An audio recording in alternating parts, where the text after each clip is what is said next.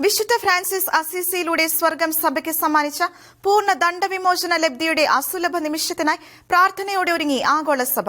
പോർസ്യൂങ്കുളയിലെ മാലാഖമാരുടെ രാജ്ഞിയുടെ ദേവാലയത്തിൽ വെച്ച് വിശുദ്ധ ഫ്രാൻസിസ് അസീസിക്ക് ലഭിച്ച ദർശനത്തിലൂടെ നൽകപ്പെട്ട പോർസ്യൂങ്കുള ദണ്ഡവിമോചന സന്ദേശത്തിന് ഹൊണോറിയോസ് മൂന്നാം പാപ്പ അംഗീകാരം നൽകുകയായിരുന്നു. സഭയിലെ പുരാതനവും അതിവിശിഷ്ടവുമായ ദണ്ഡവിമോചന പ്രഖ്യാപനമായ പോർസ്യൂങ്കുള ദണ്ഡവിമോചനം ഓഗസ്റ്റ് 1 സന്ധ്യാസമയം മുതൽ ഓഗസ്റ്റ് 2 അർദ്ധരാത്രി വരെയുള്ള സമയങ്ങളിലാണ് പ്രത്യേക നിബന്ധനകൾ പാലിക്കുന്ന വിശ്വാസികൾക്ക് ലഭ്യമാക്കിയിട്ടുള്ളത്.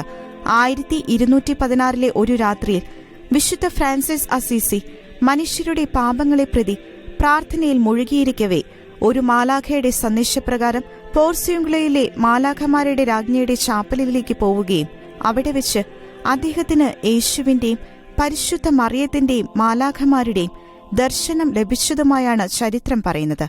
ആത്മാക്കളുടെ രക്ഷയ്ക്കായുള്ള നിന്റെ ആഗ്രഹത്തെ പ്രതി ഞാൻ എന്താണ് നിനക്ക് ചെയ്തു തരേണ്ടത് എന്ന യേശുവിന്റെ ചോദ്യത്തിന് പ്രത്യുത്തരമായി ചാപ്പലിൽ പ്രവേശിക്കുന്നവർക്ക് പൂർണ്ണ ദണ്ഡവിമോചനം ലഭിക്കണമെന്ന് അഭ്യർത്ഥിച്ച വിശുദ്ധ ഫ്രാൻസിസ് പരിശുദ്ധ മറിയത്തോട് തിരുക്കുമാരന്റെ പക്കൽ തന്റെ ആവശ്യത്തിനായി മാധ്യസ്ഥം വഹിക്കണമെന്നും പറഞ്ഞു. ഇതേ തുടർന്ന് യേശു നേരിട്ട് അദ്ദേഹത്തിന്റെ ആഗ്രഹം കനിഞ്ഞ് സാധിക്കുകയും പാപ്പയോട് ഇതേപ്പറ്റി പറഞ്ഞ് അംഗീകാരം നേടാൻ ആവശ്യപ്പെടുകയുമായിരുന്നു.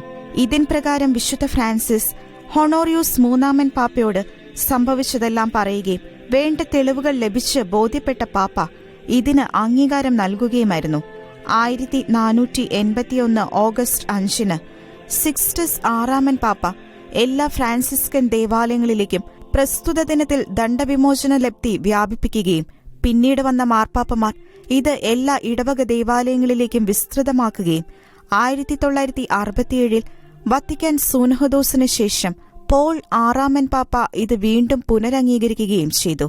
മാലാഖമാരുടെ രാജ്ഞിയുടെ തിരുനാളിനോടനുബന്ധിച്ച് ഓഗസ്റ്റ് 1 സന്ധ്യാസമയം മുതൽ ഓഗസ്റ്റ് 2 അർദ്ധരാത്രി വരെയുള്ള സമയത്ത് ഇടവക ദേവാലയത്തിലോ ഏതെങ്കിലും ഫ്രാൻസിസ്കൻ ദേവാലയത്തിലോ കുമ്പസാരിച്ചൊരുങ്ങി വിശുദ്ധ കുർബാന സ്വീകരിക്കുകയും വിശ്വാസപ്രമാണവും സ്വർഗസ്ഥനായ പിതാവേ എന്ന പ്രാർത്ഥനയും പാപ്പയുടെ നിയോഗാർത്ഥമുള്ള പ്രാർത്ഥനയും ചൊല്ലുന്നവർക്കാണ് ദണ്ഡവിമോചനം ലഭ്യമാകുക.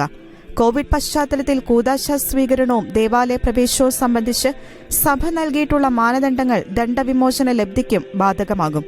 Church desk, Shekinah news.